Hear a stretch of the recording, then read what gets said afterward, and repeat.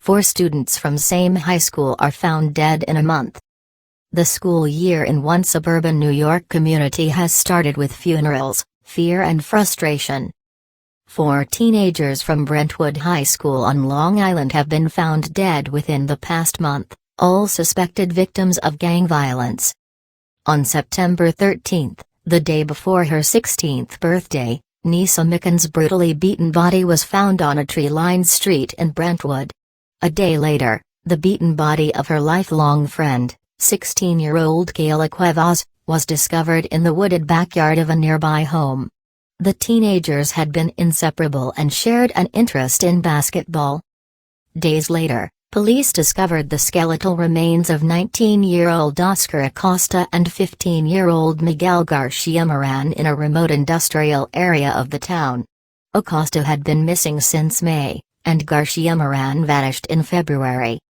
Students are saying they're afraid to walk alone in their community, and school administrators are warning students not to wear clothing that could risk offending vicious street thugs. Alexis Portillo, 16, was devastated when he learned of the killings. Like, who else is going to be next, you know? One Brentwood teen who wouldn't give his name, saying he feared gang retaliation, said many students are nervous. They don't play around. If they don't like you and if you do something to them, they will come after you, he said. I'm not going to walk anywhere. We're definitely more cautious about that.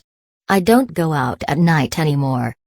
A law enforcement official told the Associated Press that said the Salvadoran gang MS-13 is suspected, although police have not made arrests. The official was not authorized to talk publicly and spoke on the condition of anonymity.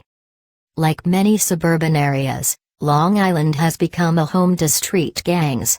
At least 30 people have been killed by MS-13 gang members on Long Island since 2010. There's definitely been an uptick, but we always have bad crews operating here, the official said.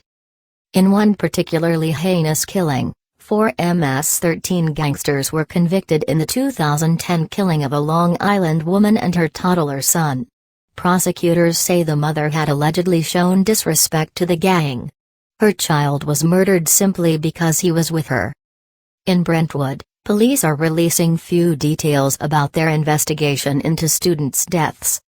Abraham Caparo, Garcia Moran's stepfather, said he was last seen heading off to meet some friends. He said his stepson, who emigrated from Ecuador 2 years ago, liked cars, soccer and girls.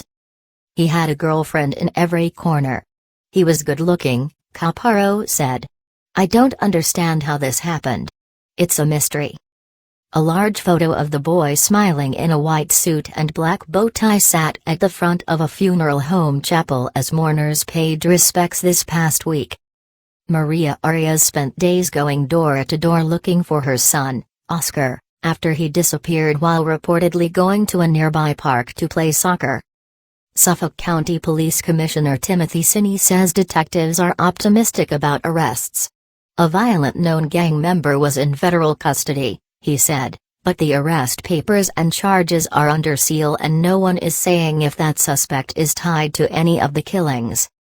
Last week, investigators searched a shuttered state psychiatric hospital for additional victims but came up empty. All this leaves a community on edge. Brentwood school officials said a freshman walking to a bus stop with a light blue t-shirt in his hand was stopped last week by a group in a car. The driver demanded the shirt, which was set on fire. The student was told not to wear that color again. Curtis Leiva, founder of the New York City-based Guardian Angels, a neighborhood patrol group that has now started patrols in Brentwood, said blue is an MS-13 color. School officials advised in a letter to parents that children not wear clothing that could be considered to be gang-related. Monique Daraiza Akil, assistant superintendent for secondary education, conceded that students sometimes get involved in things that are not in their best interest or in the best interest of the school community, so we try to be as proactive and provide interventions. Thanks for watching. Please subscribe.